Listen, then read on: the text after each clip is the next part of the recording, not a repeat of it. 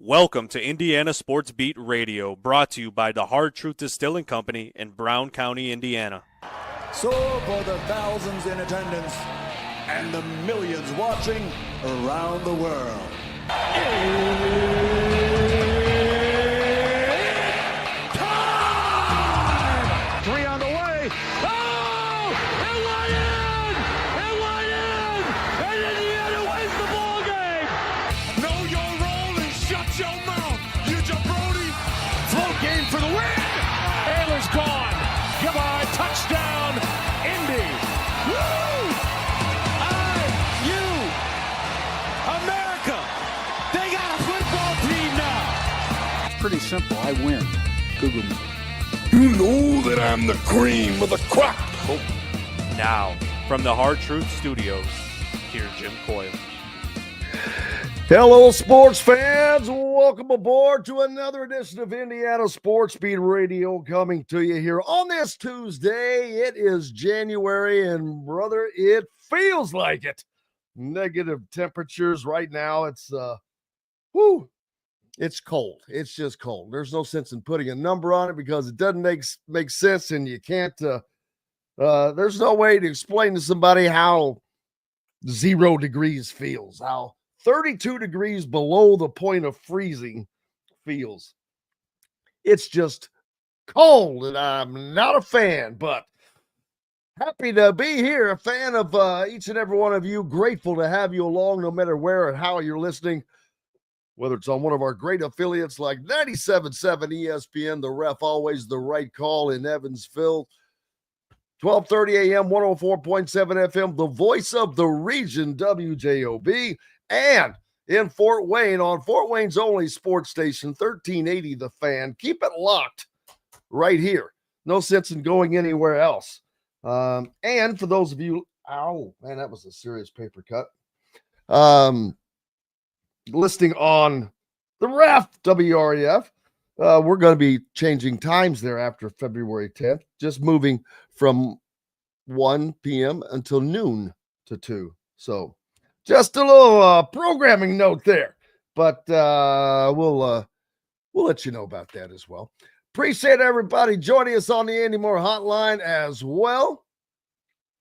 Hope everybody is staying warm, and man, if you don't have to go out, I don't recommend it.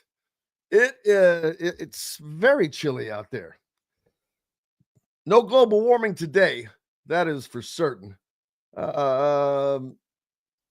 Ohio State is the absolute king of college football. Ryan Day went from being the class clown to the toast of the town, I guess. Not really a clown. I'm just getting around it. That's how Ohio State fans were feeling about him about 7 weeks ago after they lost to Michigan at home for the 4th straight time. And they were ready to run him out of town. But the Buckeyes are now the owners of their 7th national championship. The SEC wins back-to-back national championships. So, or the Big Ten, rather. I didn't just say the SEC. The Big Ten wins back-to-back national championships. So, congratulations all the way around. The Irish, they were pretty kind of dominated for a while. Then they made a game out of it. It was a fun game to watch, for certain. I enjoyed it. Enjoyed the college football playoffs. I'm not going to let the naysayers screw that up. It's great. It's fun. Not to say there aren't some things that need fixing. Everybody already knows that. Everybody knows pretty much exactly what needs fixing. So you got that going for you, which is nice. How's everybody doing all around on the hotline? Appreciate you guys from all over the place. Hey, I hadn't seen Five for a minute. Good to see you back. Man, got it from everywhere. Most polls have Notre Dame at number 2 and number 3. Oh, you're talking about the final top 25 poll. Does that really matter? I mean, first of all, if it's a poll, if it is an absolute poll, a human poll, I don't really care. Polls are stupid. They're guesses. They're educated guesses. But the polls should not be allowed prior to, well into the season. The polls influence, I think, a lot of things going forward. We'll continue that conversation with the great Mike DeCourcy from the Sporting News and the Big Ten Network, as well as Fox.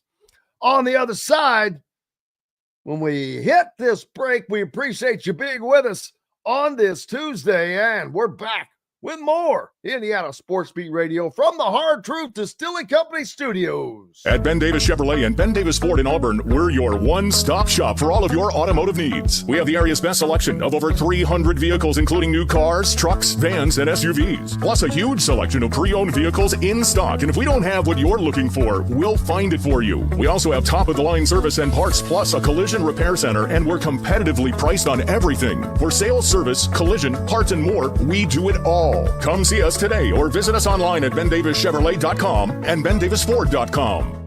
Enjoy healthy, delicious meals at home without the hassle with the Fresh Fork. Chef-curated, ready-made meals delivered right to your doorstep.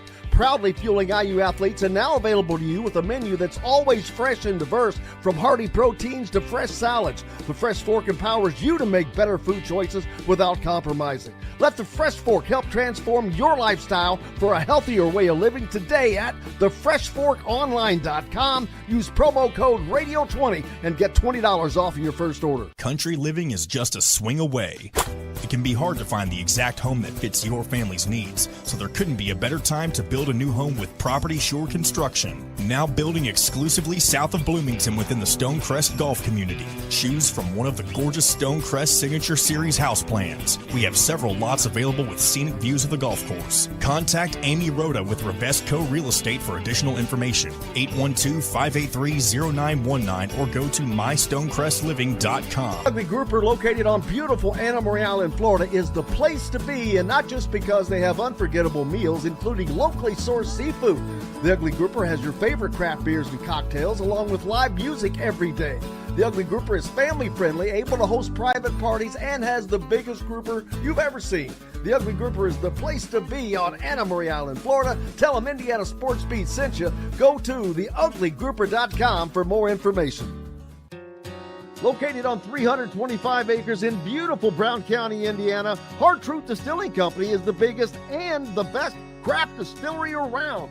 While Hard Truth is already known for producing internationally awarded whiskeys and spirits like Hard Truth's sour mash bourbons, sweet mash, and hard road ryes, as well as their cinnamon vodka and the always popular toasted coconut rum. Hard Truth Distillery offers so much more. With a full-service restaurant, ATV, and distillery tours, as well as live music, you can spend an entire day at Hard Truth Distillery while making your entire family or group happy. And that's the Hard Truth. Hard Truth products are available across Indiana, as well as many other states. So no matter where you shop, if they don't carry your favorite Hard Truth product, tell them you want the truth, the Hard Truth. Hard Truth Distilling Company encourages you to enjoy all of their products responsibly and to never drink and drive. Welcome back, Indiana Sports Beat Radio on this Tuesday. Thank you so much for being with us, no matter where and how you're listening. I hope you're staying warm most of all. And if not, we've got the perfect recipe. Warm you up a little bit. Mike DeCourcy from the Sporting News, the Big Ten Network, Fox Sports. Anything else? You got any titles I can throw underneath of that? I think know that's that there are. I every Tuesday at 8:50 I appear on contributor. Indiana Sports Beat Radio contributor, baby, star contributor, absolutely. Got the Pens on, I see. Penguins. Yes, the Penguins won last night on the road in LA, and I did not stay up for it. I stayed up for the college football playoff championship, then watched a little bit of the Penguins, and when they got up 3-0, that was good enough for me. Didn't want to see if they blew it. I actually fell asleep right before the CFP ended accidentally. I didn't intend for that to happen, but it happened. And sometimes those things happen. But the college football season has come to a close, but it was I should say the greatest season in the history of college football has come to a close because, in my opinion, it was awesome. I thought the CFP was good. There were some things that need to be changed and altered, but that's what you do. You go through, and that's why when they put out a phone model, you do not buy the first model of any phone because there's going to be screw ups. I'm telling you, I'm learning a hard lesson again, even though I know better than that with a phone right now. But Ohio State, man, Ryan Day, he's got a lot of how you like me now in him today, I would imagine. Oh, I would think so. I mean, you discover some very curious things online on Twitter, and it's interesting that like what exists out there. And there's been some really wild stuff over the years, and this one's probably less harmful than some of the wild stuff that I've discovered. But I've discovered that there's a segment, I don't know how vast it is, of like college football truthers, if you want to call it that, where it's they somehow have decided that if you actually decided on the field and not a bunch of people get together and vote on who won, that's not good. That it shouldn't be an actual playoff. It should be we tell you who's in and then everybody votes. That's how they believe it should be. Or everybody votes and then they play one or two games. It's the craziest thing that would be how they prefer. I mean, they finally got a real season where every game that between consequential teams mattered. And their thought on this is that the Michigan game against Ohio State didn't matter. Well, first of all, drive through Columbus the day after that game and tell me it didn't matter. You don't even have to turn on the radio. It's breaking into your car, the anger that was persistent. Okay. And so there's that. And there's also the idea that somehow you needed to be perfect, I guess. Okay. So if you only designated a champion in the years in which there was an undefeated team, undefeated high major team or whatever, then maybe you would have an argument. But Jim, in the 10 years of the 4-team college football playoff, we only had 5 undefeated champions. So the other 5 years, somebody lost somewhere, and the game they lost didn't matter. They still got to play. As we say, and they probably lost by 3 touchdowns. And they might have.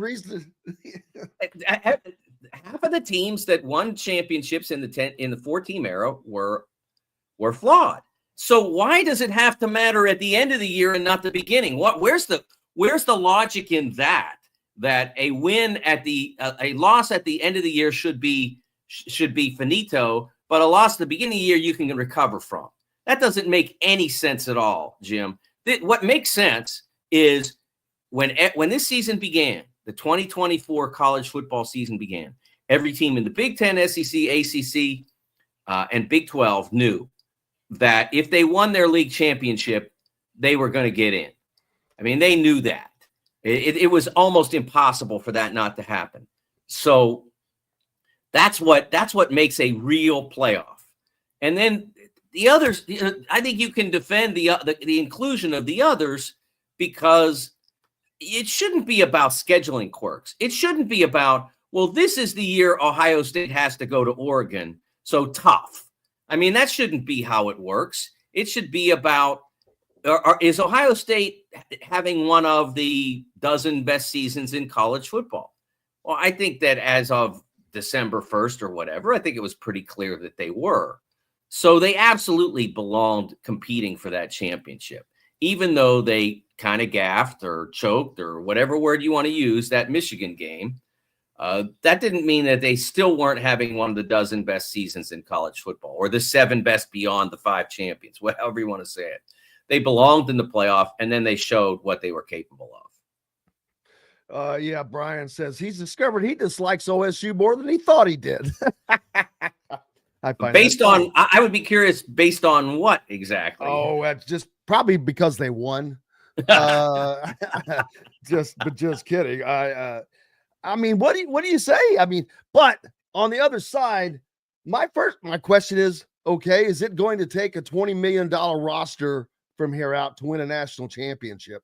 Because $20 million roster, because that's what purportedly Ohio State has. Not saying that there's anything wrong with that, because everything is perfectly legal and above board, but is to win at that level, that upper, because let's be honest, probably no more than 8 teams and maybe even less than that will truly win the national championship, unless it starts to grow outwards, which is very possible that it continues to do as we go forward. But right now, the haves, they still have, although some of them have been shown to be Alabama and teams like that. Yeah. Can in Indiana, for example, can they get to that point to win a national championship? Because there's a difference from where Indiana is right now and winning a national title.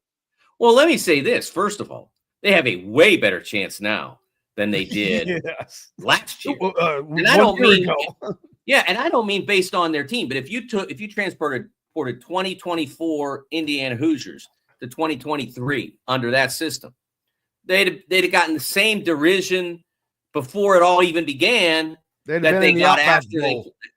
I mean, because they're Indiana, so they're not supposed to be good, Jim. So no one's going to buy them unless they went out and did beat Ohio State on the road, etc. No one's going to buy it unless you absolutely force them to. I mean, think about how long it took Penn State to break into the position where they would be accepted as real contenders. They were undefeated in 68 and 69, and people just said, whatever, it's Eastern football, nobody cares. And then by 82, then they're able to win it, and by 79, they're able to play for it. So it was a decade before anybody took them seriously. They had an undefeated team, 12-0, I guess it was at the time, that was ranked 5th in the final AP poll. That's how little there was acceptance of newcomers, in college football's grand era or whatever. So for Indiana, really, I think all that Indiana has to do is play a little bit better than they did this year. And they can't deny them. Now, is it going to be possible or whatever? Well, I mean, I believe, especially now that we're going into the House settlement era, however long that lasts, because we don't know what lawsuits are going to come from other parties based on this settlement. Maybe non-rev sports, women's sports. Title IX. Yeah, I mean, we don't know what's going to.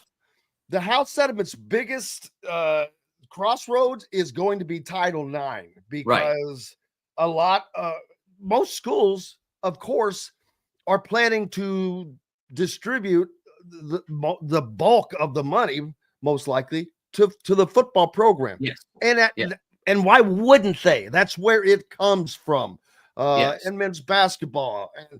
And I likened it to the fight that the women, and you can tell me how wrong I am, which is very likely, but this is your area, soccer. When the women's soccer, American United States women's national soccer team demanded equal pay as the men, but what people don't realize is the pool of money that the men's was coming from the men's soccer pool, which was much larger than that of the women's soccer pool. And therefore the numbers were just different. Just like if I went to work at company B and you're working for company A and they're a lot more lucrative company, you're probably going to make more money.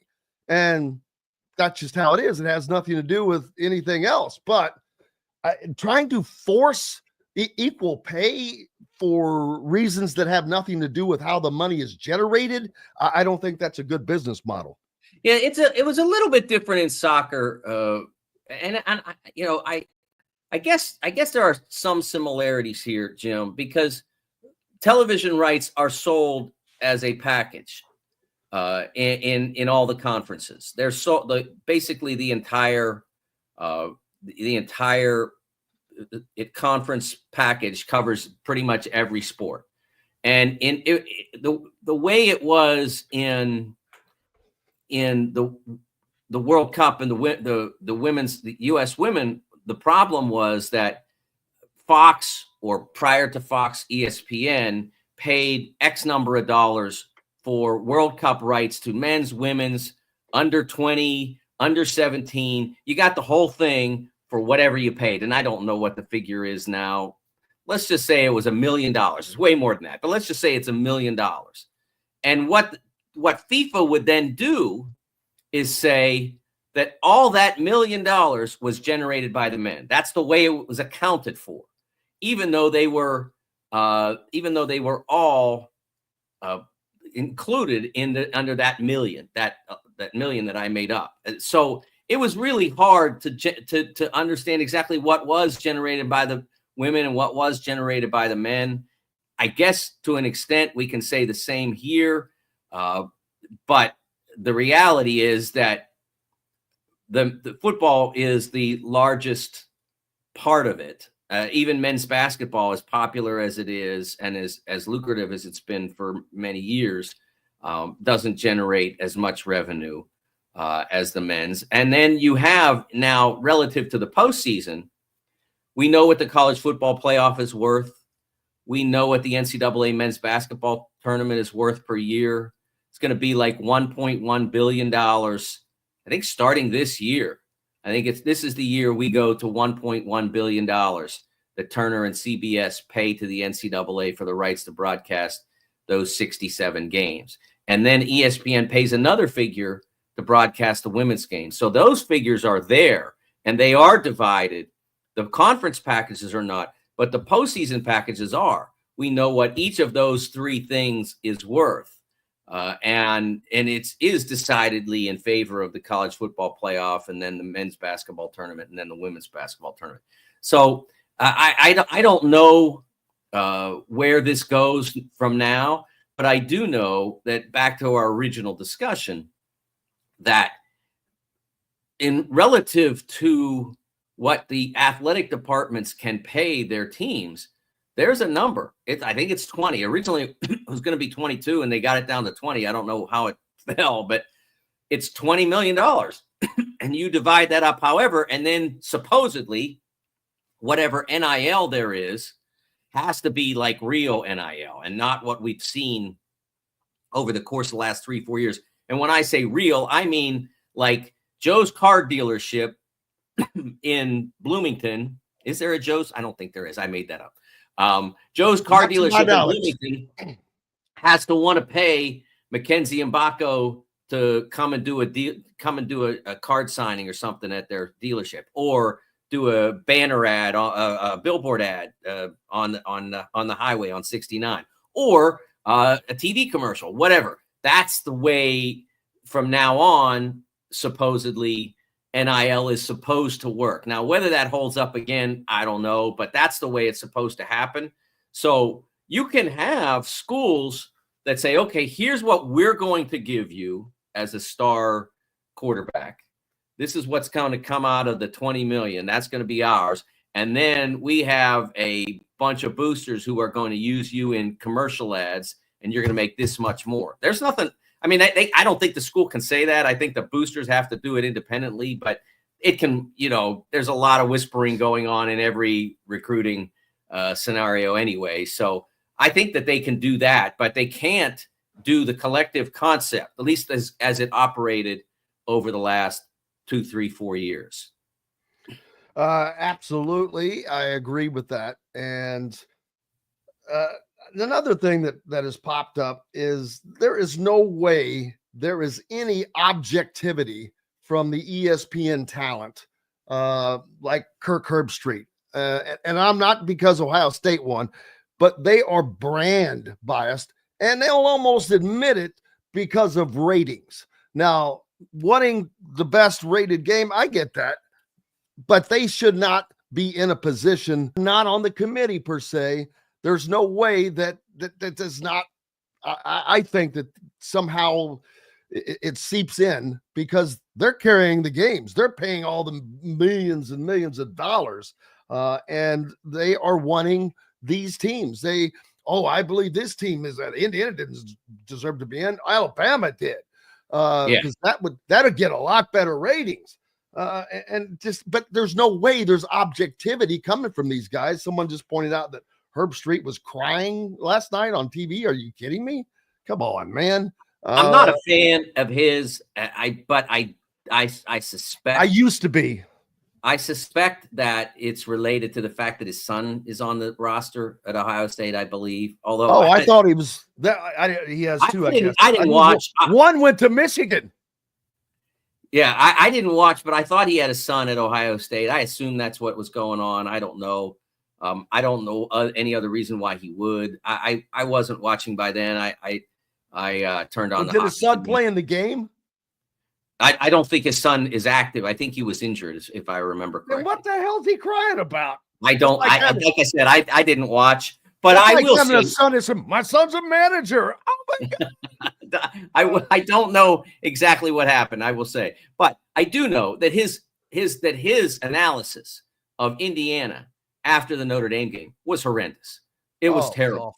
I think it was self-serving. I think that one of the things that I've endeavored to do, Jim, I've been at Big Ten Network for 16 years, and I've always tried to be objective about the Big Ten's position in the national picture. And I point to 2018 when the Big Ten only got 4 teams, I believe, into the field, into the NCAA tournament field. And I warned people in early February that year that even though Nebraska was playing well that season, that the nature of their schedule in a year when the Big Ten wasn't great was probably going to be problematic for them. And I said that on BTN.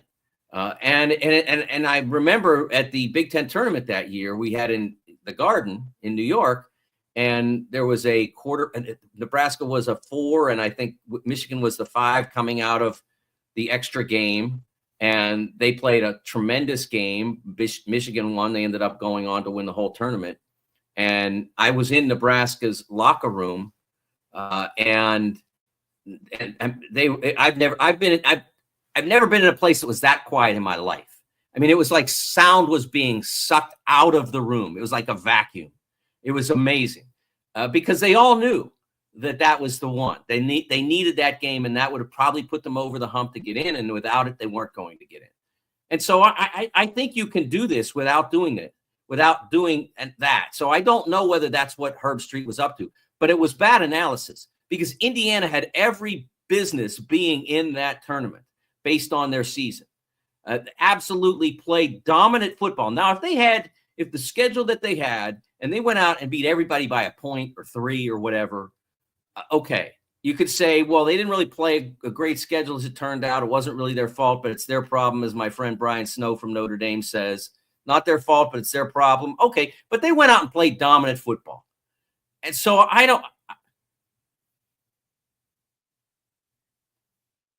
I'm sorry, I lost you there, Jim.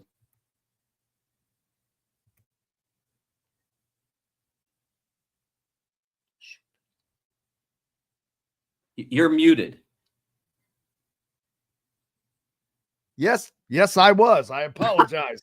I said I think they beat a team that beat his favorite team in Columbus. Yeah, I mean, and Michigan went out there with, and played against Jalen Milroe and like it was a real Alabama team. It wasn't, half the team went into to the NFL draft or whatever.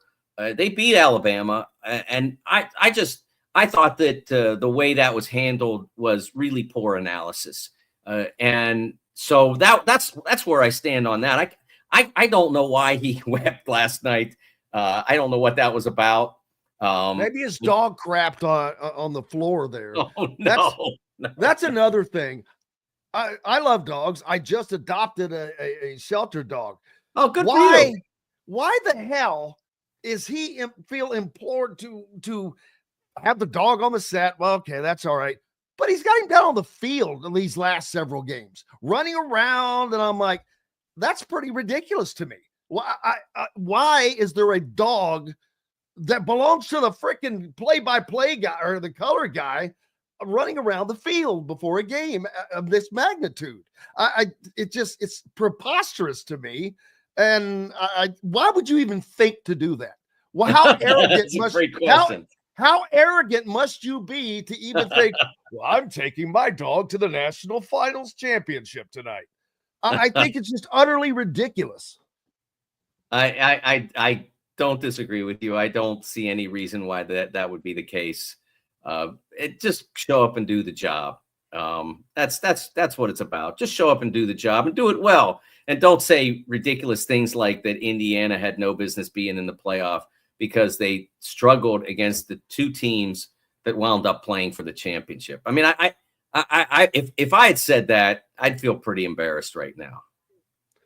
Absolutely. We'll take a quick break. We've got lots more to get to. Basketball is upon us. Can anybody catch or stop Michigan State as they are still unblemished in the Big Ten right now? And kind of quietly, just rolling along. We'll talk about that and much more with the great Mike DeCourcy on the other side from the Hard Truth Distilling Company studios. Located on 325 acres in beautiful Brown County, Indiana, Hard Truth Distilling Company is the biggest and the best craft distillery around. While Hard Truth is already known for producing internationally awarded whiskeys and spirits like Hard Truth's sour mash bourbons, sweet mash, and hard road ryes, as well as their cinnamon vodka and the always popular toasted coconut rum. Hard Truth Distillery offers so much more. With a full-service restaurant, ATV, and distillery tours, as well as live music, you can spend an entire day at Hard Truth Distillery while making your entire family or group happy. And that's the Hard Truth. Hard Truth products are available across Indiana, as well as many other states. So no matter where you shop, if they don't carry your favorite Hard Truth product, tell them you want the truth, the Hard Truth. Hard Truth Distilling Company encourages you to enjoy all of their products responsibly and to never drink and drive. When it comes to apparel and promotions, Freethink has you covered, literally, whether it's 24 or 200 shirts for sports leagues, businesses, or groups. Freethink Apparel and Promotions can also create your very own merchandising store. Freethink Apparel and Promotions did it for Indiana Sports Beat Radio, and they can do it for you. Whether it's screen printing, embroidery, digital printing, promotional products, vehicle wraps, or anything else under the promotional line. See what Freethink Apparel and Promotions can do for you at freethinkapparel.com. Know a team or group needing a fundraiser? Boost Fundraising raises more money faster and offers the most unique and user-friendly online fundraiser in the nation. Your team receives personalized fundraising pages for each team member. Free team-branded promo gifts shipped to each donor. Boost Fundraising does it all. Sports teams, marching bands, charity causes, and community groups. Go to boostfundraising.com and be sure to enter the promo code COYLE, that's COYLE, to receive a discounted fundraiser. If you're looking for a home in the Indianapolis area, you need Cheryl Sizemore from RE/MAX Advanced Realty. Cheryl Sizemore has over 2 decades of experience, and that could be the difference in getting the home you want in today's tough housing market. Reach out to Cheryl Sizemore from RE/MAX Realty at cheryl@indyhomepros.com or 317-701-0838. 317-701-0838. Let Cheryl Sizemore help you find the home you want today. At Ben Davis Chevrolet and Ben Davis Ford in Auburn, we're your one-stop shop for all of your automotive needs. We have the area's best selection of over 300 vehicles, including new cars, trucks, vans, and SUVs. Plus a huge selection of pre-owned vehicles in stock. And if we don't have what you're looking for, we'll find it for you. We also have top-of-the-line service and parts, plus a collision repair center, and we're competitively priced on everything. For sales, service, collision, parts, and more, we do it all. Come see us today or visit us online at bendavischevrolet.com and bendavisford.com. Welcome back to the Hard Truth Distilling Company studios on this frigid Tuesday. The great Mike DeCourcy from the Sporting News, Big Ten, and Fox Sports Networks with us. Michigan State, man, they've just quietly just pulled away. They're 7-0. I mean, they're not pulling away, but they're 7-0, and not a lot of chatter on the national stage about them. But Tom Izzo he's got them going again. People that have questioned whether his age was catching up to him and this, that, and the other thing, and he's the same old Izzo, man. Well, I think one of the reasons why it's been quiet, Jim, is that the schedule has not been daunting. Now, they've beaten some quality teams, Ohio State, Northwestern, on the road. Those are good teams. They're not great teams. They're not easy wins to get by any stretch. But Minnesota would be the other, which has been toward the bottom of the league and probably will finish there. So that's been their road schedule in the conference to date. And that's part of why it's been quiet. And then they do get a difficult game on Sunday against Illinois. And it was a great game, but it was a home game. So what they haven't really had to do yet is face the most difficult games. And that's coming for them starting in mid-February. That's when they'll face their most difficult challenges. They also have to make a West Coast trip. They have to play at the Rack against Rutgers next up Saturday. So they have some games that will be challenging to them. It'll really get difficult around the middle of the month, middle of next month. But I like their team. What's interesting about that team is that he plays it a little bit like Herbie Hancock or Charlie Parker or whatever the moment feels. It's a jazz kind of feel to it. It's not, okay, this is when these guys go in and this is when these guys go in. They go in it's like, okay, this is what we want to be, and who's going to make us be that today? We've seen Frankie Fiddler have big days. We've seen Xavier Booker have big days. We've seen Cohen Carr have huge days. There's a core, the guards, you're going to see Jace Richardson off the bench. That Jeremy Fears is going to be the point guard. Jaden Akins is going to be the primary wing. That Jackson Kohler is who they want the big to be because he's the most skilled of their guys. But if Cooper is playing better that day and fits the matchup better, he'll get more minutes. And that's the way it's been throughout this winning streak, is that you never know who's going to contribute. You never know who's going to be the person that plays the most minutes, at least in regards to the 2, 3, and 4 position. The 3, 4, and 5 positions. Those are going to be pretty much here and there, and you're going to see Fears, you're going to see Richardson off the bench to replace Fears, and then you're going to see some of them together, and you're going to see Akins a lot, and everything else just sort of depends on the moment. And even Akins. There were times on Sunday's game, I think he might have had a little foul trouble, if I remember right, that limited his minutes some. He came back at the end and made some huge plays. But they are really deep. And deep is not something that is a common thing in college basketball right now. Teams are happy if they can get 7 guys they trust. Other than Kentucky and Michigan State, there are not many teams that really like getting to their 8th or 9th guy.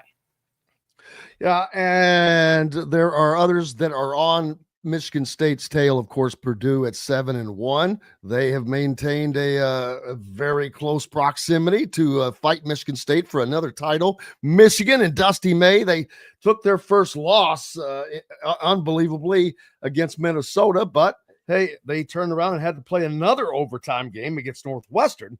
That one they were able to escape with a win. And Indiana has quietly been able to stay up in the standings right now. I don't believe they played a team that will make the NCAA tournament yet, although Ohio State has the rankings would put them in there today. From what I've seen lately, I'm not sure that the season will play out for them that way, but we'll see. But the thing about Indiana is all the rumors that are going on. Here's one that I had not heard yet. Cindy says, is the rumor about the students doing a walkout at the next home game just that, a rumor? Well, if I was a betting man, I'm going to say yes. What students is this? Because Indiana is made up of over 50% of out-of-state students. And of all the people who know about this situation, they are the least knowledgeable on it. So not meaning to be offensive, but just factual. They're not, that's not their, they need to stick to economics or geography, whatever it is they're studying. Unless they're in the media school, which they dang sure shouldn't be protesting then. So you got that all the way around. So you got it all the way covered in that direction. But see, what else did I hear? Oh, yes, that he was going to be let go 2 games after the 2 road games. And I'm like, where are you hearing this stuff, dude? I'm like going, unless you're getting in this from a credible source, and by credible source, that does not in any way include Facebook or even Twitter for that. It's where it's coming from. Who is it coming from? Unless you see this from a legitimate source or anything for that matter, really, it's just funny. It's crazy how this stuff gets going, and it's just ridiculous. But if there is a change, it will not happen in season. That no. I'm more than confident on at Indiana. They don't do that. There's no need. First of all, there's no need. There's no value to doing that. There really isn't. It's always a terrible idea unless something untoward has happened. That's not. If we're just doing this on wins and losses, and certainly that would be the case if there were to any conversation, let's say, about this relative to Mike Woodson is about wins and losses. So there's no reason to ever do that in season. It's never worked for anybody better. It's never made anybody better. I'm not saying that teams haven't gone on and won games under the interim. It just doesn't do you any good. I don't think it's fair to the players. The players signed up to be with this coach, and then that coach is gone. I don't think that's a fair deal. Even now that at least until the House thing goes into place, you're not paying them. So I don't think that you should do that to the person that they signed up to play for. At the end of the year, that's different because then everybody is free to go anyway. But I've never been a fan of that. And I mean, I know that there have been really frustrating games. Illinois game, really frustrating. Iowa game, just bizarre to me still. How you can play Iowa and not score. It doesn't make any sense. Iowa is a fine basketball team. And if they beat you, it should always be 85-80 or 100 or 90-85 or something like that. How you can walk into Iowa's gym and score 60 points, I just don't know. After USC added 99 on them. I just don't understand what happened that day. But given that, I also don't understand how you bounce back and win on the road at Ohio State. Because Ohio State's playing for their lives. They're not getting into any tournament at 10-8 or 2 games. Their record is not good enough to get into a tournament at 2 games over 500. So they're playing for their lives. 11-7 in, 10-8 out. Now I know it's still January, but it's the same concept that'll carry them all the way through into March. You do it at that level or you don't. And Philip, Ohio State was never anywhere near the tournament. They weren't. Moving on from Holtman last year did not get them into the tournament. Would not have gotten them into the tournament. They had no chance ever unless they won the Big Ten tournament, and that wasn't going to happen. And obviously they didn't even get to the semifinals of that. So no, it did not. It's not a good idea, but I struggle to understand this Indiana team. I will totally admit that. Why you can win on the road at Indiana, but you can't score 62 on Iowa on the road. I don't get it. But I do know that the door is still open for them. Let me tell you, this is my bracket here. And I get down to number 68, and I am gagging on what I'm having to do to find somebody. I'm looking at the net nitty-gritty on warrennolan.com, and I'm like, would somebody please win 2 games against Quad 1 so I can put you in the field? That's how bad it is. And so if you don't think Indiana can get there, you're not paying attention. I'm not saying that playing the way they are, they can get there, because you can't go out there and lose like they did to Illinois or lose like they did to Iowa and get there. But their numbers today say they're in the picture. They're not in on my bracket, but they're in the picture. And there are opportunities for them to get to inside. And whether they'll do that or not, again, I have no idea, because I never know what they're going to do on a given day. If people are betting on Indiana games, I mean, you're in another league from me, because I would never endeavor to guess what this team is going to do on a day-to-day basis. Yeah, it's a team that has been up and down, like you said. And not only that, now you've got Malik Renew, who is obviously close to coming back, per Mike Woodson, that he might have played in the last game.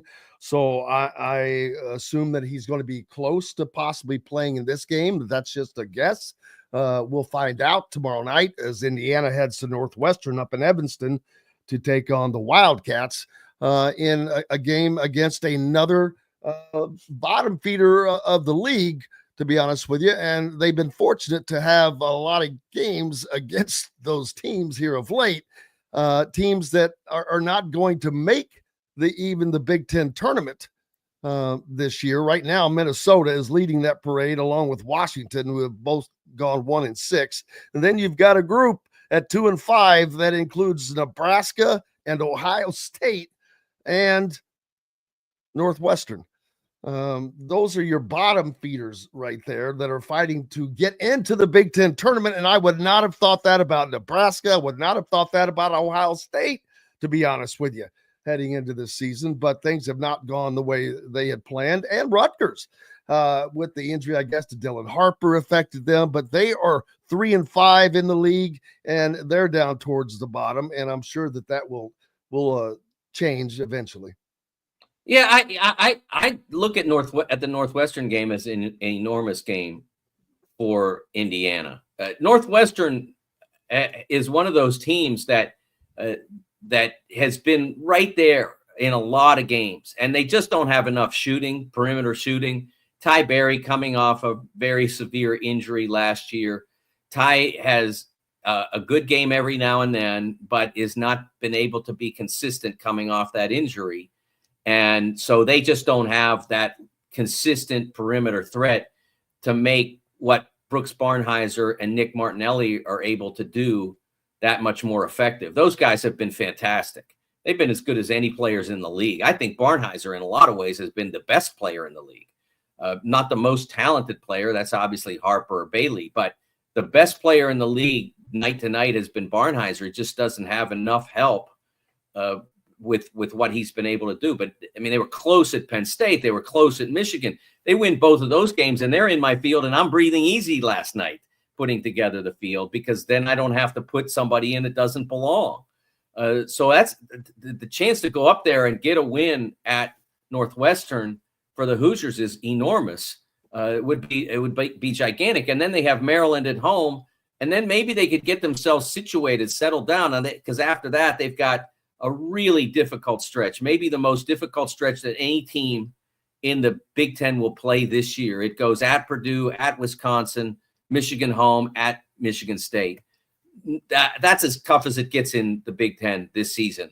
And so you got to win the next two to see if you might be able to get into that sequence and maybe get one or two. And I'll tell you what, if you're able to get these two and pull two out of that 4-game sequence, I know that's a lot to ask, but if you answer it correctly, you're not even worried about the bubble at that point.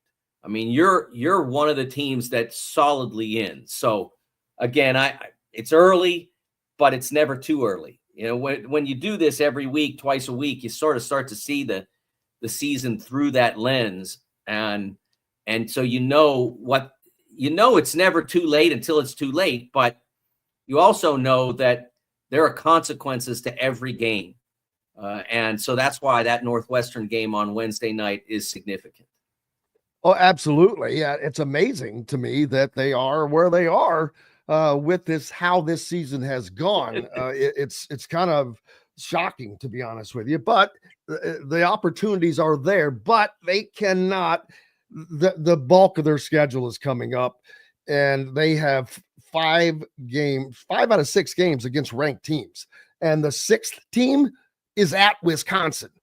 Their record there at Wisconsin over the last 30 games, not good. I forget how many in a row that they've lost there now. Is Wisconsin not ranked? Well, they weren't when I looked that up. They may be now. So that could be 6. You know how I feel about the polls, but I talked about it earlier because people were coming out with the final top 25 football poll. I'm like going, I don't want to hear it. I don't care about a poll. Polls are stupid. They are. I was unaware that Wisconsin was not ranked. I was aware that look, they're having a season that's going to put them in a prime position at this point for a solid NCAA tournament seed. They're 21st in the net. They have great metrics in just about everything that you could possibly have it in. So I did not know that they were unranked, but I do know that. I apologize. I think they're 18th if this is the AP poll and not CBS's poll. No, this is the Associated Press poll. So yeah. I apologize. 6 out of 6, unless someone else has dropped out. Right. It's going to be a very difficult stretch for them, but it starts with you have to get these next 2 because one is it's a road game. They've beaten Illinois up there. They've been really good at home. But it's one of those games that you have to look at that you can get. And then Maryland is a home game. And you're not getting to where you want to go unless you win pretty much all the home games. Absolutely. And you've got to, when it happens, I mentioned you've got to go on the road. So this is an opportunity at Northwestern to kind of steal a win someplace that you have to make up for if there are any losses that you did not anticipate. But Indiana has got a tough road to hoe if they are going to make the NCAA tournament. I think that is a long shot at best. But if that is even going to be a realm of possibility, Mackenzie Mbako has to return from the abyss. He has he's in a slump, and that slumps happen to people. But this seems to be more than a slump because he's not. Normally during a slump, the guys just keep going. They keep shooting. He seems down. He gets down on himself, and his numbers are bad. I mean, he's 4 of his last 29 field goal attempts over 4 games and 0 for his last 15 3-point attempts, and is playing very few minutes a game right now. A player who has a varied game and skill like him should never allow his 3-point shooting to blow up his entire game. And that's what he's done. The 3-point shots are not dropping, and he's allowing it to affect every aspect. Because a guy like Mackenzie, with his athletic ability, his dynamism, he should be able to get in the lane and get fouled some. That gets you going. But he's not doing that. He's lost his confidence to attack. And when you lose, when the coach sees like you put him out there and he's not playing comfortably, it's hard to keep putting him out there because he's missing opportunities, and that affects everybody. If you don't take advantage of the opportunities that either are created for you on purpose or just happen to develop out of the flow of the offense, if you don't take advantage of those, that hurts everybody because then it becomes a bit of a scramble. There's less time to try to regenerate something quality. That's when people pass up open shots that are generated out of the offense, or open opportunities to drive, it really impacts the way the team flows. And so that's why you start to see the minutes go down, because every one of those situations is like a turnover. And you can't keep having that happen. And that's where we are. He's got to get back into believing in himself as a player, not just as a shooter.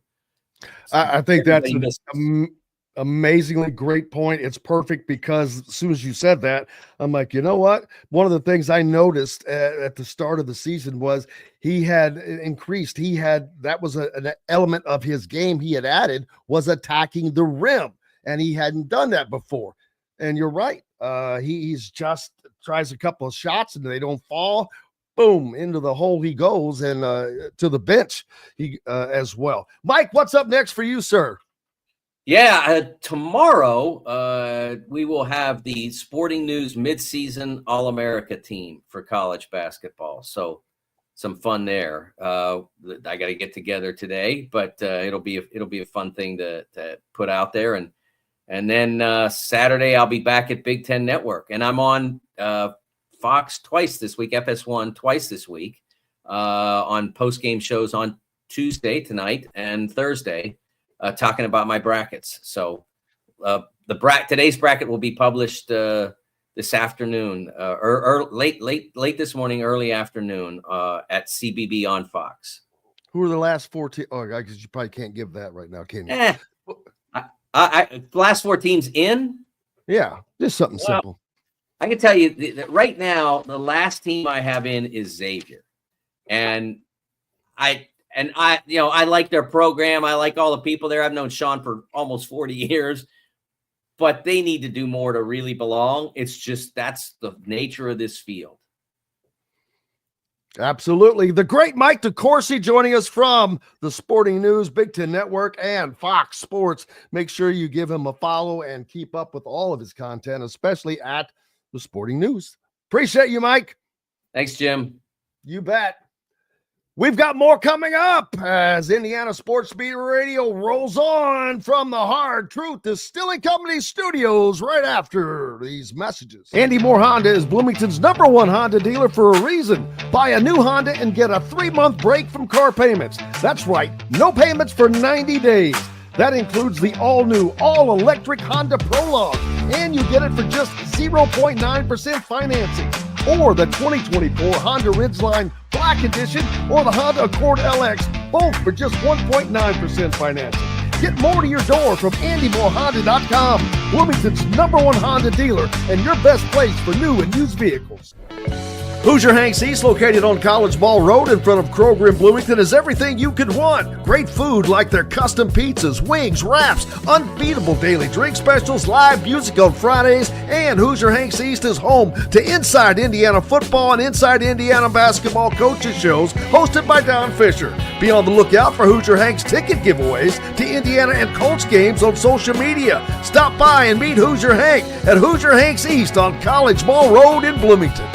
Hungry for something a little different? Well, head to the Rusty Gator Fork and Ale in Bedford, where oceanic flavors meet southern charm with a Cajun flair, like their loaded voodoo fries, gator bite, or jambalaya, and so much more. The Rusty Gator also has live music each Friday and Saturday night with some of the best local and regional artists around.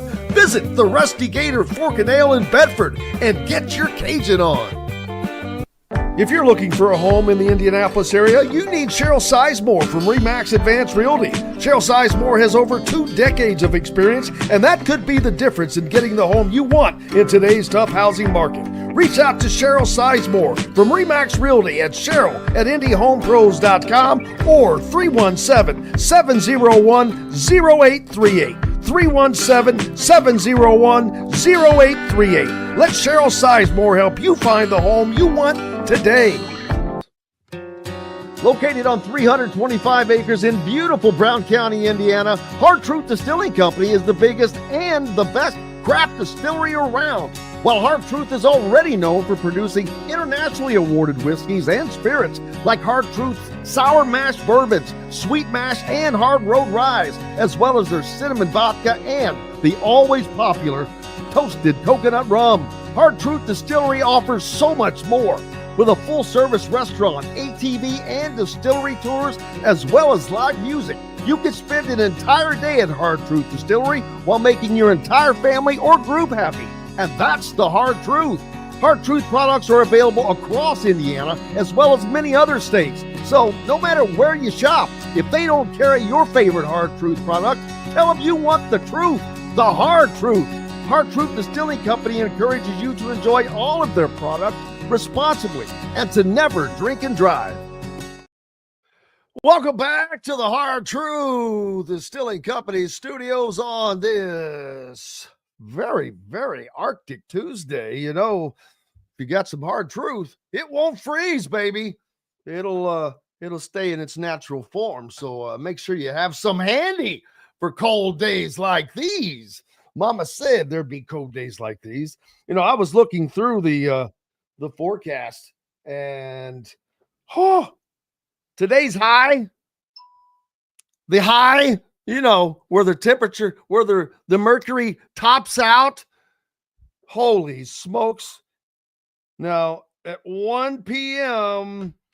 is the jump of shark time. 7 whole degrees.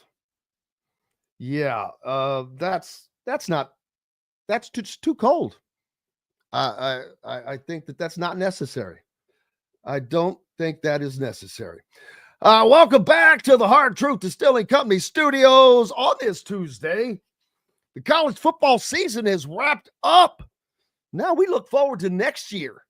And I mentioned earlier that the polls and who I think Russell or somebody mentioned on the Andy Mohanda hotline mentioned that, you know, the final poll is based on results. A little bit, but not completely, because you still have to balance losses. This team lost to this team and this team lost to that team. So how do you judge where each one goes? Well, on your opinion, if you're a poll voter. So it's opinionated. That's my whole thing. And if you want to know why, I wonder if I could get that pulled up quick enough. But what was the 2024 college football preseason poll? Because I know that Florida State was in it. And, you know, a lot of other teams were in it. Let's see. Yeah, here we go. So, back in the very beginning, before time, not too far off for one team, if this is the one I'm looking for, it has Georgia at the top, of course, and Ohio State next, then Oregon. I don't think Oregon was as good as it appeared that they were, honestly, in my opinion. But then you've got Texas, who they weren't as good as they weren't top 4. Now they weren't too bad below that. Then there's number 5, Alabama, number 6, Ole Miss, number 7, Notre Dame, number 8, Penn State, number 9, Michigan, number 10, Florida State, Missouri, Utah, LSU, Clemson, let's see, Tennessee, Oklahoma State. Oh my God, they were awful. Kansas State, Miami of Florida was down at 19th. Texas A&M, Arizona, Kansas, who had a bad year, although they had a great run. So North Carolina State and Iowa. But Indiana will undoubtedly be in any and all way too early top 25s for next season. We'll get to that a little bit later. Right now, Travis Miller's going to join us from Boiler Upload. Travis, how is your day going? I hope you have a parka and a nice shawl to wrap around you. You're muted. I think you muted yourself, but I did that myself earlier. So yeah, this is probably better then. But that's yeah, my probably did freeze before. Yeah, my Tauntaun did freeze before I reached the first marker this morning. So that's just my nerdy Star Wars reference to start things off. Perfect. The Big Ten is It's going along kind of as expected this year in basketball. A lot of teams that are fighting, and although right now, Michigan State, obviously, the team in first, undefeated, but it's only 7 games, about a third of the way through, I guess, pretty close to that, maybe just a tick over. So it seems like we're a lot farther along than we are, but we still have 2/3 of the season left. A lot of big time games coming up that are going to be just fun. The upsets that we've seen, Minnesota beating Michigan in overtime, then Northwestern taking Michigan to overtime. It's just going to be, it's a meat grinder. And I'm going to be very interested to see if the teams that are currently at the top can stay up there. I expect that they will, but somebody's going to drop. Somebody's going to rise. I think Illinois has the greatest potential to rise. I think their record is probably a little south of what their talent is, but they've played some hard games already. Indiana has not had their hard games yet. They've played Penn State. They've played Rutgers. They've played Nebraska, Ohio State. They've played, I mentioned earlier, I don't think Indiana has a win over a team that's going to make the tournament, at least not in the Big Ten for certain. Well, I guess that would make anywhere. But we don't know yet. And it's odd because if you look at the Big Ten standings right now, Indiana is, I think, in 5th. Purdue they're alone in 2nd at 7-1. Michigan right behind them at 6-1 after getting that upset loss. But Wisconsin has snuck into the picture, quietly just rising up, 5-2 in conference play. Oregon is not what the pollsters thought. I think, Travis, they've taken some losses that were pretty definitive. Didn't Illinois just beat the snot out of them out there at Oregon? Yeah, Illinois blew them out. They lost at home to UCLA, and then this past Saturday they lost at home to Purdue. So they've already dropped 3 home games. And as you know, it's ridiculously hard to win the Big Ten if you lose, I'd say, more than 2 home games, really. And that's just kind of, you got to keep an eye on that home record. Illinois had a kind of inexplicable home loss to USC recently. That's going to kind of hang on them. So, I think that there's about 5 teams left that have a legitimate shot. I think it's Michigan, Michigan State, Purdue, Wisconsin, and Illinois. Purdue's just playing extremely good basketball right now. I don't think you can discount what they did out on the Pacific Northwest trip they had here. They had a pretty awful first half at Wisconsin. At Washington, they were down 10 late in the first half at Washington and came back and just dominated the second half to win that game going away. And then at Oregon, it was just impressive to see them.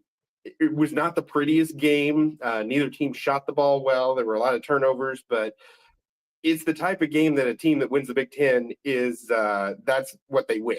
That is the type of game that they win. They grit it out against another contender on the road. And I think that's just a tremendous victory right now. And Purdue's got a chance to make a statement here. They've got 4 of their next 5 at home. They are expected to defend Mackey Arena like they always do. The one road trip there is at Iowa, who is they are completely and utterly incapable of playing any sort of defense whatsoever. So there's a real chance Purdue's going to be 12-1 in the Big Ten when they go to Michigan here in a few weeks. Again, none of that is guaranteed. They've got Ohio State tonight. They've got Michigan at home on Friday, and then they've got Indiana next Friday night. But before going to Iowa, and then they're at home against, I think it's USC. So that's 5 games. I would say Purdue's going to be favored in all 5. Will they win all 5? There's no guarantee of that, but they've got a really good shot at it. And you get to 12-1, 2/3 of the way through the schedule, you're in real good shape, and that's what I'm looking at for Purdue right now. Well, as I look at the remainder of the teams that are chasing a Big Ten title, Michigan State, Michigan, Wisconsin, Illinois, even up there, they're not going to lose. The champion is not going to lose as many games as I thought at the beginning of this season, with as tough as this conference is. Michigan State getting out to that 7-0 burst is a little surprising that a team has been able to go this far unbeaten in this league, but I'm not sure exactly what their schedule has been thus far.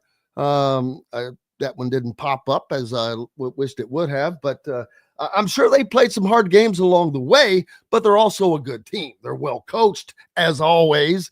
But I'll be honest with you, it's nice to see Michigan State up there. It gives you some comfort that the Big Ten is what it is. Michigan State, what was it, just a couple of years ago? They went Elite Eight.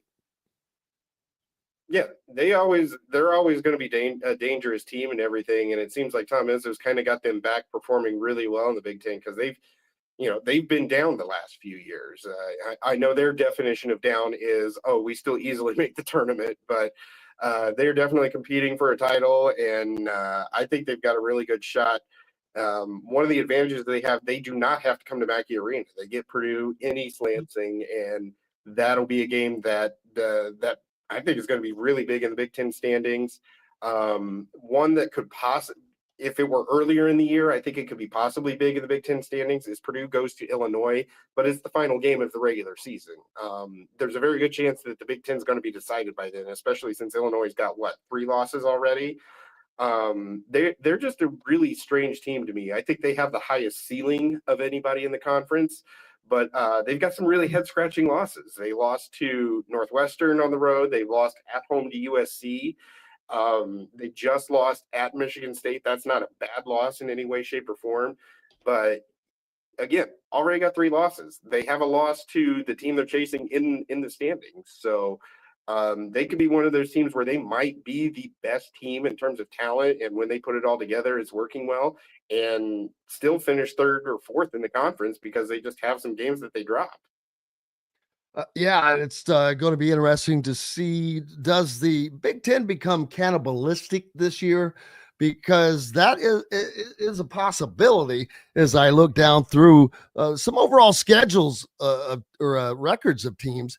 It goes down to Penn State is an anomaly, man. They've got a net ranking that's I'm not sure where, I can't remember if they're upper 40s still or not, but they're kind of falling a little bit. They did get a win over Rutgers last night, which will help them, but Rutgers is really trending in the wrong direction. They're 10-9 right now, not a tournament team. They're not going to make it. Nebraska's holding on. They're 12-6, so that's not too bad. Northwestern, I don't see them making it. Ohio State's not going to make it. Obviously, Washington, Minnesota are the 2 teams that will not make the Big Ten tournament. But right now, Ohio State, Northwestern, Nebraska, they're fighting to be able to just play in the Big Ten tournament. Yeah, that's wild to me, but it's what you get with these just absolutely bloated conferences. I kind of like that not everybody is going to make the Big Ten tournament. I think it's nice. I think it adds a little spice to the regular season here, but you still have to be on your toes. I mean, look what happened to Michigan going up to Minnesota. I mean, Minnesota, definitely, yeah, they're probably the worst team in the conference. They managed to beat Michigan when Michigan had an off night. So you got to be ready every single night. I didn't expect USC to go into Illinois and win by 10. And that's a shocking victory to me too. So, again, it's all about defending your home court. And if you can't do that, you're not going to be competing for a conference title right now. No, and it's going to be also curious to see how many Big Ten teams make it in with this expanded conference, although that only 2 of those added teams are going to make it. Obviously, Washington, one that won't even – Washington's not even going to get to play in the Big Ten tournament their first year in the league. So that stinks for them. But and then who am I missing? Oh, USC. They'll play in the tournament. They're 11-7 overall, but they're one of those teams, not an NCAA tournament team. Right now, I see 1, 2, 3, 4, 5, 6, 7, 8, 9, 10. Probably 10 Big Ten teams make the tournament, I think, right around there. Ironically, Indiana is a team that, as badly as they have actually played and their metrics numbers are not great, they still have a shot. And that's crazy because of this schedule, because they have games coming up. 5 of 6 are against ranked teams. You throw some wins together and your metrics move up a little bit. Who knows? But that's I had said that Indiana was not making the tournament probably a couple of weeks ago, just based on what I had seen on the court. Now you've got Mackenzie Mbako that is in a slump. You've got Malik Renew that has been out. Is he ready to return? He could play as soon as tomorrow night. We'll have to wait and find out. But Northwestern is fighting for their Big Ten tournament life as well, and they're going to be at home. Getting a road win is tough. They're coming off of an overtime loss at Michigan, so they're going to be grinding it. Yeah, any road win that you can get in this conference is a good road win, especially if you can string a couple together. Purdue's already won 4 road games, and that's tremendous no matter who you are in the conference. Indiana just got a big win at Ohio State. Yeah, Ohio State may not be a tournament team, but it is a critical road victory. It's one that's going to hold up because of the way that the net is calculated and everything else. So, that's a good win, and it's the type of win that Indiana needed, especially after just the absolute debacle that Iowa and Illinois were for them. So, IU's definitely got a shot to get into the tournament, I think. I think you'll also start to see some teams just level out and, will they get to 10? There's a decent shot at it. I think there's going to be at least 8 that get into it. I really wouldn't want more than that. I'm an advocate of, if you have a losing record within your conference, you shouldn't be able to get into the NCAA tournament unless you win your conference tournament. Well, now what if you're in a smaller conference, what if you're in a large conference like the Big Ten and you're one under 500, but your metrics, because the wins that you have are maybe some out of conference wins to go along with that. Normally I would probably agree, but I think that in and of itself is maybe a case by case basis, depending on the strength of the individual conference. Like the SEC, you can easily be one game under 500 probably in that conference this year and be no slouch, because that's a slaughterhouse. Well, then you should have won one more game during the regular season, and you have the opportunity to win your conference tournament. Go do that. The opportunity is there, baby. It's definitely there. That's just always the way that I've looked at it. With these conference tournaments and everything, it is a get out of jail free card. Look what happened to NC State last year. They were nowhere near the NCAA tournament, and they got hot at the right time. There was that Georgia team, I think it was 2007, 2008, that got into the NCAA with a losing overall record, but they got hot and won the SEC tournament. So, I don't have any sympathy whatsoever if you have a losing record in your conference. You don't belong with an at-large bid, period. I don't care. And if you want to get in, go win your conference tournament. Like we've seen, the college football playoff most likely are going to expand a few teams at minimum. I wonder what they're going to do with the NCAA tournament because of the dollars out there for TV and all of that. There's no doubt in my mind they're going to increase the opportunity for a few more teams to come in, but they haven't decided on just how many yet, I don't think. That's unfortunate. They need to contract. They need to go back to 64. I hate the vestigial games in Dayton. It's a ridiculous thing, to be honest with you. Yeah, just go to 64. You're not. Now on basketball, I totally agree. I'm like, you've had an entire season. You played 30-something freaking games. You had a conference tournament to play in, and yet you're on the bubble. Sorry. Now that's where you should have won a daggone game. Mm-hmm. Yeah, I do not like the Dayton games, and it's such a leftover from it. A lot of people don't realize we have the Dayton games because the Mountain West Conference split in like 2001 or whatever. And at the time, it was like, well, they wanted to award an automatic bid to both the Mountain West and the WAC, but they didn't want to take away an at-large bid, so they created this weird play-in game so you could still have the same number of at-large bids, and that's how it got started when it was just the one play-in game. So yeah, I don't like those games. I don't think they add anything. They don't feel like you're really in the tournament. To me, to get into the tournament is you're at one of the 8 sites on that Thursday or Friday, and you're playing in one of those 4 games at those each of the 8 sites. If you lose in Dayton, I don't view you as being in the tournament. That again, I'm an elitist. Call me an elitist. I don't care. I agree. Well, I agree because it's called a play-in, right?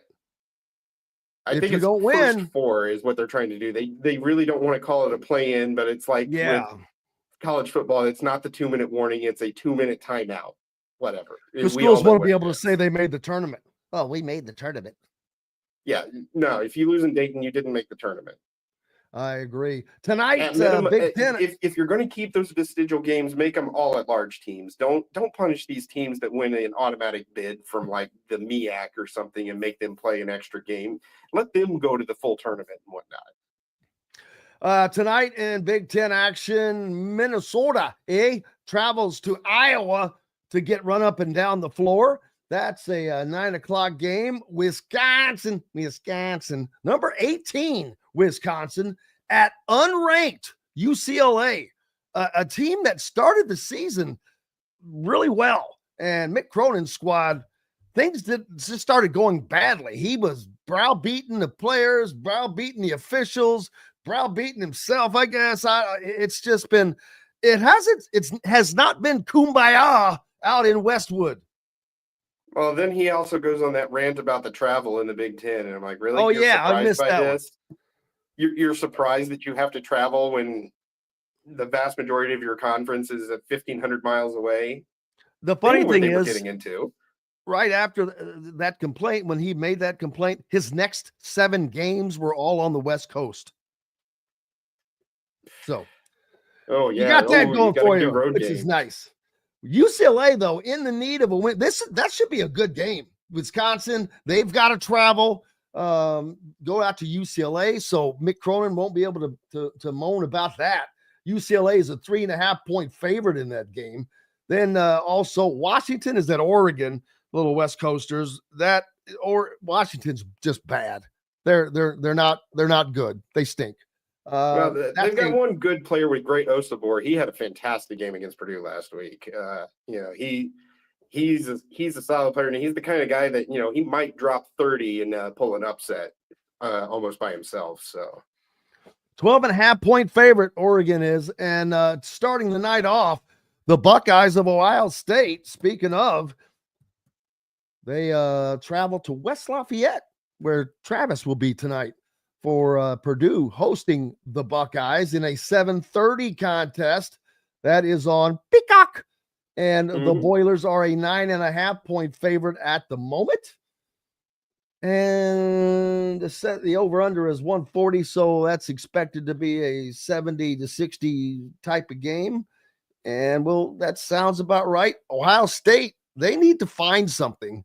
And Mackey Arena is not the best place to do that, but they need to find something, or they're going to keep going downward. They're already 2-5 in the league, like I said, 10-8 overall, and in danger of missing out on the Big Ten tournament. Yeah, that's a game that if Ohio State were to get it tonight, that's going to kind of turn their season around, because it's going to be difficult for anybody to win in Mackey. I mean, it's difficult for anybody to win in Mackey Arena in most seasons. But Purdue's playing some really good basketball right now, especially at home. They are just shooting the ball so well in Mackey Arena. And you could see it. They struggled to shoot at Washington. They struggled to shoot at Oregon. But the last time they played at Mackey, they hit 19 3-pointers and just absolutely blew Nebraska's doors off. So it's going to take a special effort for Ohio State to come in there and win tonight. But again, you never know. I mean, Purdue does seem to have just one game a year at home where they don't have it. And everybody does. It happens there. It always happens, man.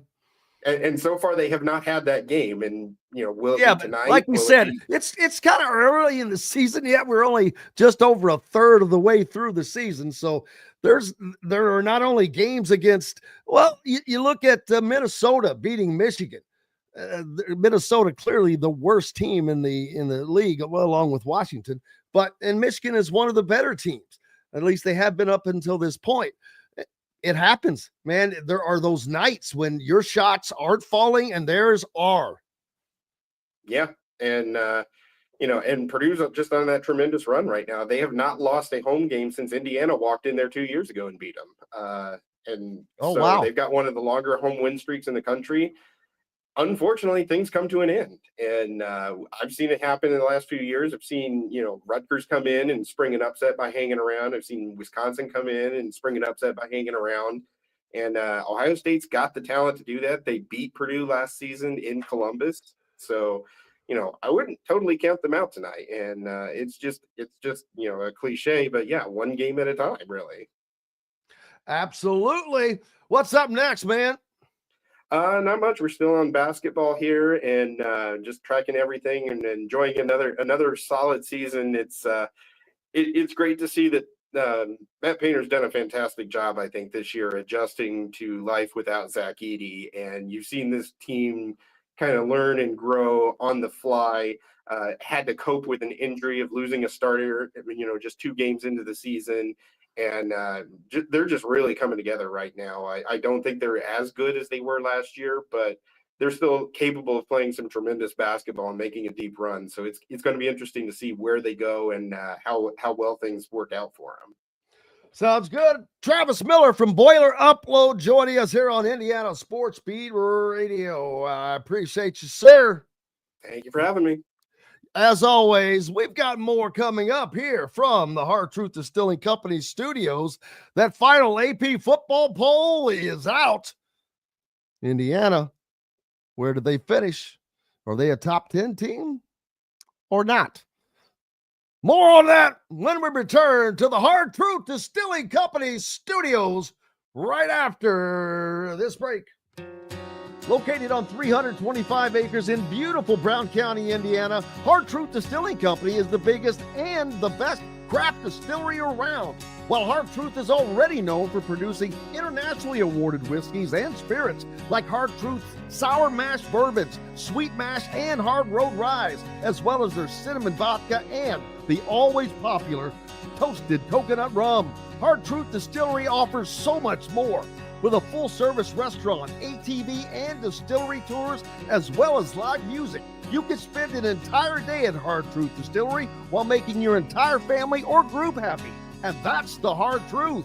Hard Truth products are available across Indiana, as well as many other states. So no matter where you shop, if they don't carry your favorite Hard Truth product, tell them you want the truth, the Hard Truth. Hard Truth Distilling Company encourages you to enjoy all of their products responsibly and to never drink and drive. Country living is just a swing away.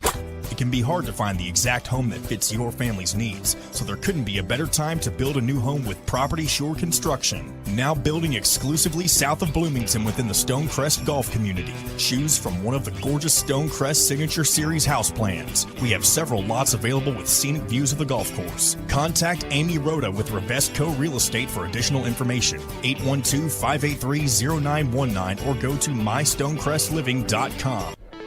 Hoosier Hanks East, located on College Ball Road in front of Kroger in Bloomington, is everything you could want. Great food like their custom pizzas, wings, wraps, unbeatable daily drink specials, live music on Fridays, and Hoosier Hanks East is home to Inside Indiana Football and Inside Indiana Basketball coaches shows hosted by Don Fisher. Be on the lookout for Hoosier Hanks ticket giveaways to Indiana and Colts games on social media. Stop by and meet Hoosier Hank at Hoosier Hanks East on College Ball Road in Bloomington. Whether it's a night out with the family, after work with colleagues, or catching the game with friends, Bubba's 33 is the place for you. Bubba's 33 offers a mouthwatering menu of selections that are all made from scratch every day. The portions are big, but the prices are small. And with over 50 big screen TVs, you'll never miss the big game. Bubba's 33, pizza, burgers, beer. Ugly Grouper, located on beautiful Anna Maria in Florida, is the place to be, and not just because they have unforgettable meals, including locally sourced seafood. The Ugly Grouper has your favorite craft beers and cocktails, along with live music every day. The Ugly Grouper is family-friendly, able to host private parties, and has the biggest grouper you've ever seen. The Ugly Grouper is the place to be on Anna Maria Island, Florida. Tell them Indiana Sports Beat sent you. Go to theuglygrouper.com for more information. Welcome back to the Hard Truth Distilling Company studios on this Tuesday. I hope you are being able to stay inside and not have to go out where it is Arctic. And I'm sure for those of you that are further north, it's our friends up in the region and Fort Wayne. Whoo, good gosh, that's too close to the North Pole for me, people. And it's just there's just cold is just cold. I don't like it. Not this cold. You can't do anything. It's terrible. Indiana's Mike Woodson met with the media today ahead of Indiana's road game at Northwestern tomorrow night as the Hoosiers look to continue the win that they gathered at Ohio State, adding another road game, which would be right now, I think that would be a quad one win. I'd have to look and see where if Northwestern's in the top 75. But Mike Woodson met with the media just a little bit ago. Here's what he had to say. Lindsay Mbako's been had a rough go over the last couple games. What have you kind of assessed to be the thing that needs to be fixed, and what approach have you taken with him in practice to get him where you want him to be? He's got to keep working through it. He's taking some good shots, and he's just hadn't made them. And so I just got to. I'm not going to throw him to the curb because he's a big piece of what we do. This is Eklund too, Charlie, by the way. Okay. But we just got to keep working, man. Practice. That's the only way you get out of a funk is when you're struggling to make shots. You got to come in and put the time in and keep shooting and keep working on it. Jack, and then Mike. Mike, how much have Malik and Bryson Tucker been able to practice lately since the last game, and do you expect to have either of them back tomorrow? Well, a lot's going to depend on Malik today. He worked some yesterday. Tucker worked a little yesterday. So I'll gauge it today. We got a 12 o'clock practice before we take off. So I'll get a better feel of where Malik and Bryson is at this point. Niz and then Schumann. Pardon me? Yeah, Mike. Have you seen consistency from the guys in practice? I mean, you've been up and down lately in games, but have you just kind of seen them be steady behind the scenes? What has kind of been like the last couple of weeks for you guys as you guys kind of practice through some of the struggles? Well, practice is what it is. We work in practice. There's no days off. They get their days based on the NCAA mandate that allows them a day, so many days a month. But when we at practice, we work. We've had a couple of bad games. We went on a nice 5-game stretch where we played pretty good basketball, and then we got smacked in the face 2 games, and we responded, I thought, in the Ohio State game, and now we got to get ready for Northwestern, who's playing some pretty good basketball.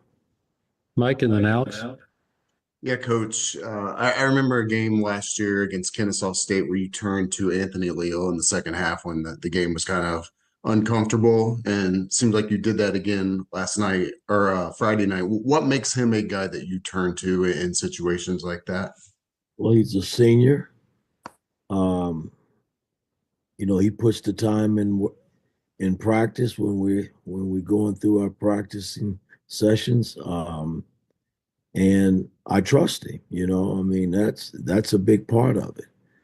And it's not to say he's going to come in and make every play that you ask him to make, but when you do throw him in, you trust him, and you're going to get winning plays, and that's important when you're trying to win basketball games. You got to trust the players that you put out there, and they got to trust you. And Anthony's kind of been that way since I've been coaching him. Hadn't played a whole lot, but I still trust the minutes when I throw him out there that he's going to give me something positive. Alex and then Flick.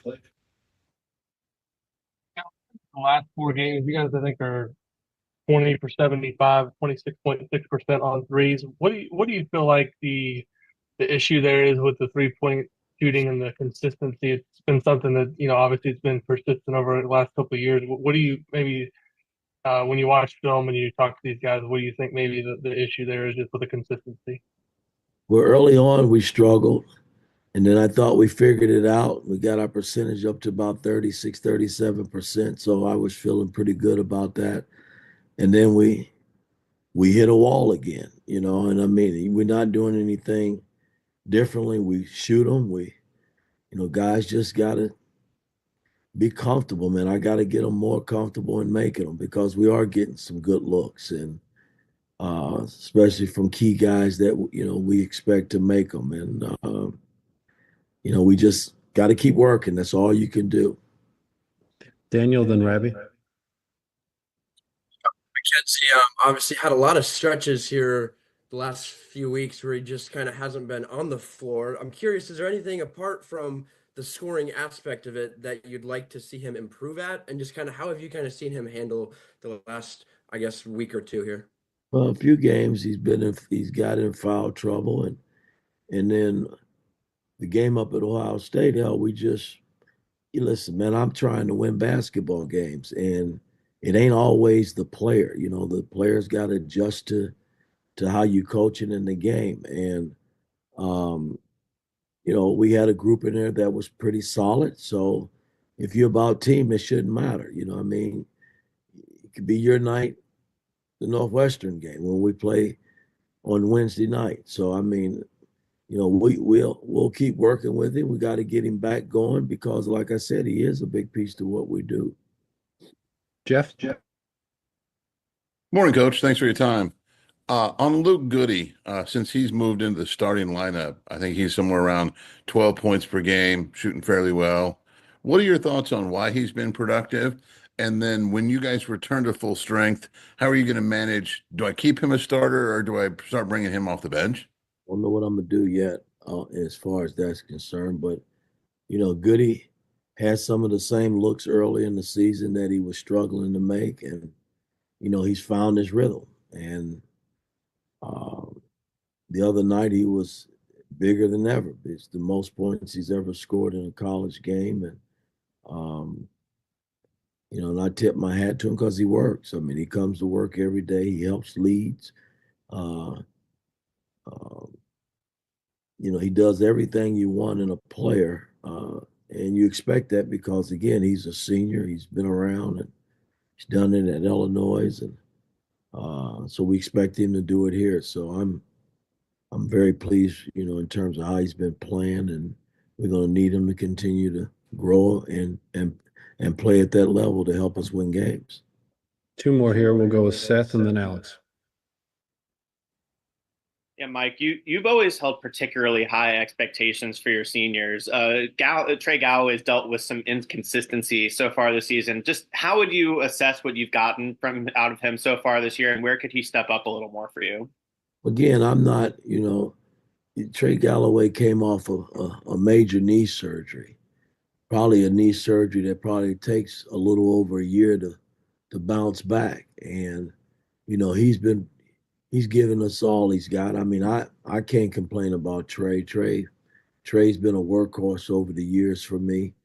I've gotten on Trey probably more than anybody that's still left on this team. And I love everything about him because I do know he tries his best when he's out there on the floor.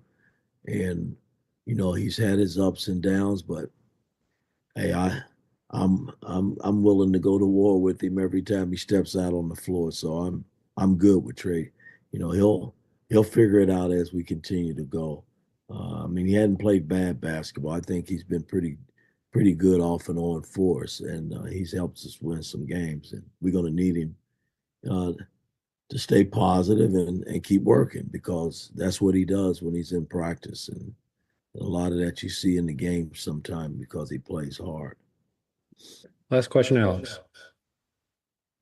You guys obviously played, I think, Northwestern 4 times since you've been there. The 4 games have been decided by a total of 15, so it's been a lot of close games. What makes them such a tough matchup, and what do you kind of see as the keys going into tomorrow's game?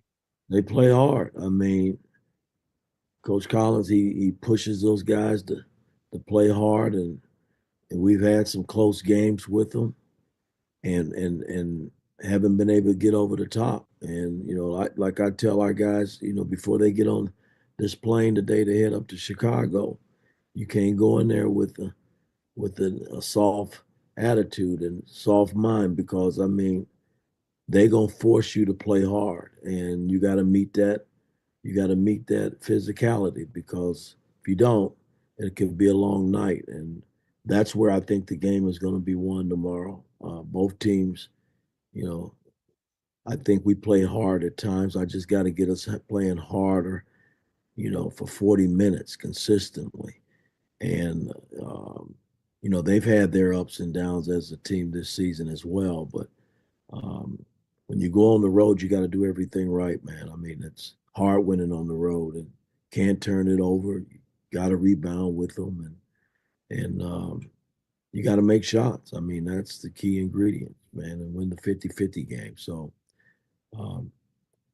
we'll see where we are come tomorrow night. You will, Indiana heading to Northwestern. That was Mike Woodson meeting with the media today ahead of that game. Now, several things there that the question about what have you seen with their 3-point shooting or the lack thereof. And the issue I have is the questions never seem to really be answered. The question is, what have you seen, and the reason for the shooting inconsistencies, whatnot. And, the answer is we've taken good shots. We've just not hit some of them. We've got to get better at shooting those. We did that, but not what have you seen? Have you examined? Have you looked at it? Have you dissected? That answer never comes, because personally, I don't think that it is. I don't think that it's addressed that way. I think it's addressed by continuing to try to fix something or get something.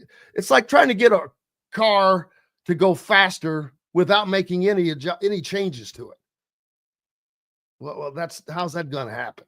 You're just going to hope that all of a sudden it goes faster.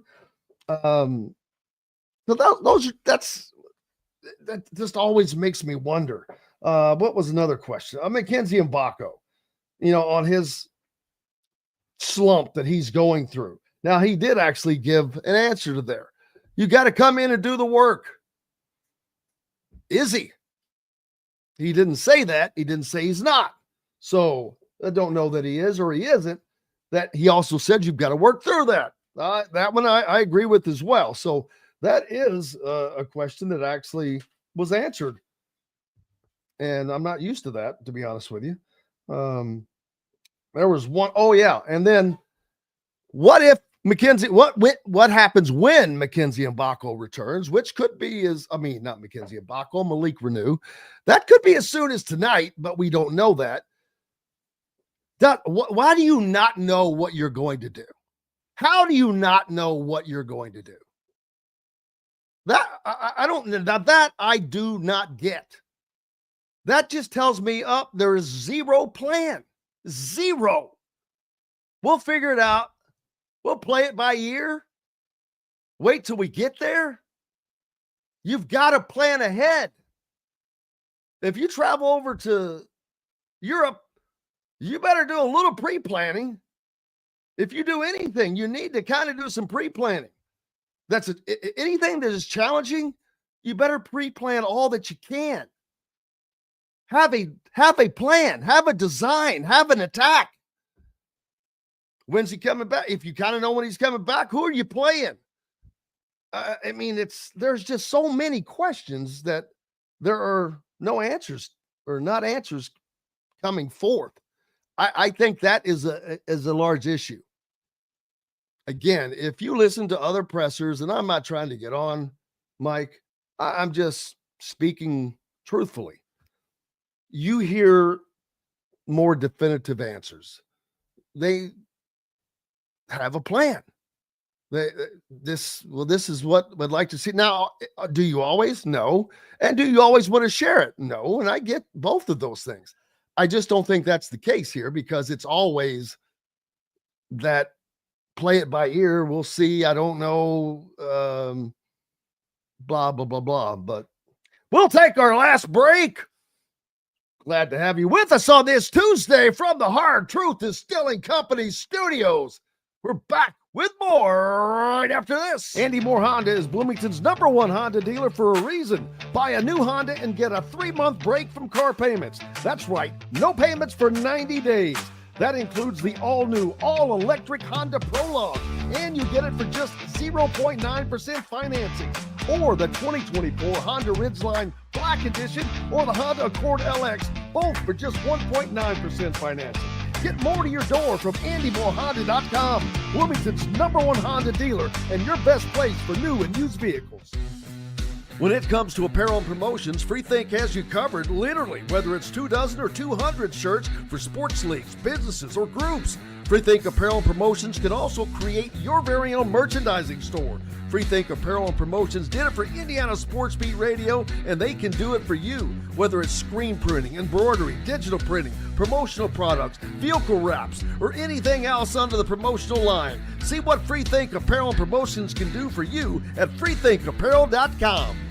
Enjoy healthy, delicious meals at home without the hassle with the Fresh Fork. Chef-curated, ready-made meals delivered right to your doorstep.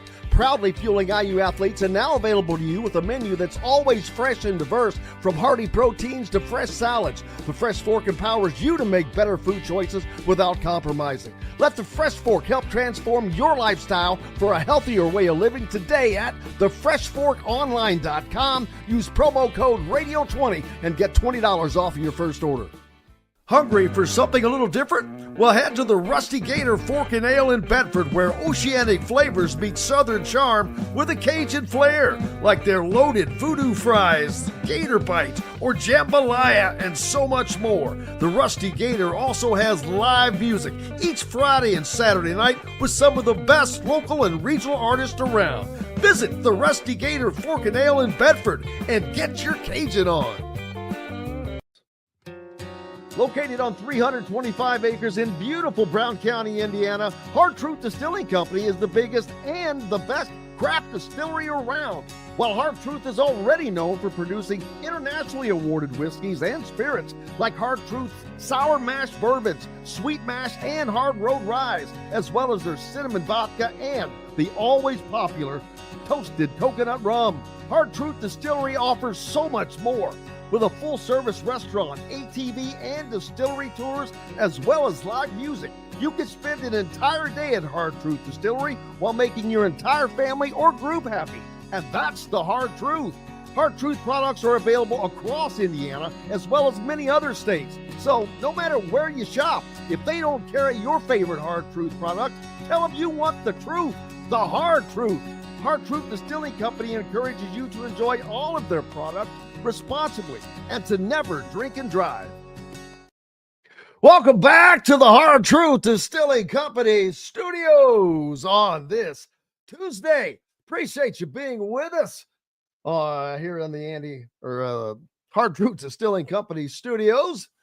For those of you hitting us up on the Andy Moore Honda hotline, we appreciate that. Mike Shenanigans says he needs some more of this. The famous.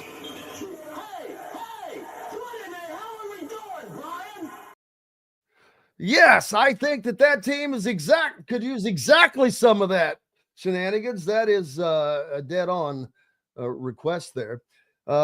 Indiana Sports C Connection says Ball will get humiliated and then he tries hard. It shouldn't have to come to that point. It's not. Well, this team, that win at Ohio State, And the fact that it was led by Luke Goody, it really makes you wonder, was that performance kind of forged from what he had gone through?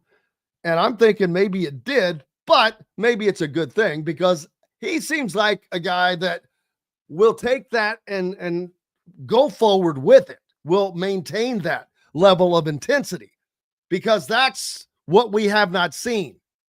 We have not seen players play with the same level of intensity. The Miles Rice has been probably, him and Umar Ballo have been the two most consistent players on that team, without question. Miles Rice has had his bad games here or there, but for the most part, he's shown up and been a part in the things that have gone well.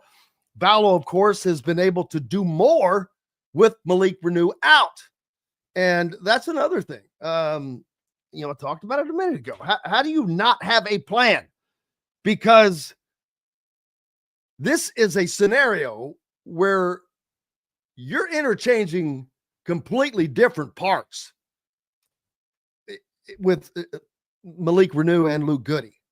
These are not the same type of players at all. So when you interchange there, we're talking apples and oranges. And how do you not have a plan? Well, I'll tell you, that would be great if he actually had one and was just trying to keep it on the down low. Unfortunately, I am virtually certain that is not the case. There's no doubt about that. 5, Mbako is baffling, but you know what? Mike DeCourcy, I think he hit the nail on the head. And until he said that, I didn't think about him. He's not doing anything other than putting up some shots right now. And when they don't go down, and they haven't been going down, he just disappears. Take the ball and drive it. Get mad. Charge. Who cares? Do something. But just get physical. Get physical. Get into the game. Play defense. Play the best defense you've ever played in your life. Make up for it. Quit sulking. Quit thinking about yourself and your shooting percentage or whatever the case is. I understand it's not fun, but there are other things that you can do to help the team. I don't know how many of the guys on that team think that way. I don't know how many of them think about the team. I'm not saying all of them don't. I'm not saying all of them do. But there's a lot of things that they could be done differently. Not that I'm someone to tell anybody what to do. I'm not trying to do that, but just from the outside looking in, the fact that this team still has an outside shot at doing something is probably more on paper than realism from a practicality standpoint. From what I have seen thus far, in my humble, means nothing to anybody opinion, they don't have the right talent on this team, and it's not managed the way it should be anyway. I think it's just being mismanaged. I don't know. You go back a few press conferences before, wish I knew. You cannot have, I'm sorry, I just don't think you can have the guy that's at the top saying, I wish I knew, I don't know. Why? Why don't you know? That's a question. That's an easy question. Just like when I asked, and again, not picking on Anthony Leal, he just happened to be in there, but just like I asked them, because they were talking about this team needs to play with more pride, more this, more that. My question was, why aren't you? Didn't really get an answer, but hey, a fun day again, as always. We're back tomorrow to do this again. Rick Bozich on with us. Indiana basketball heads to Northwestern. Purdue is in action tonight as well. We'll have all of that and much more. Appreciate you being with us on the program today. As always, I hope you guys go out and have a wonderful one. I hope you don't have to go out, to be honest with you, but stay in if you can. Until tomorrow, I'm Jim Coyle. I will see you on the radio. Thanks for listening to Indiana Sports Beat Radio. Be sure to subscribe to our YouTube page for more clips and team coverage of Indiana basketball, football, and more. You can also find full episodes and tons of other content on thehoosier.com. We'll see you next time for another edition of Indiana Sports Beat Radio.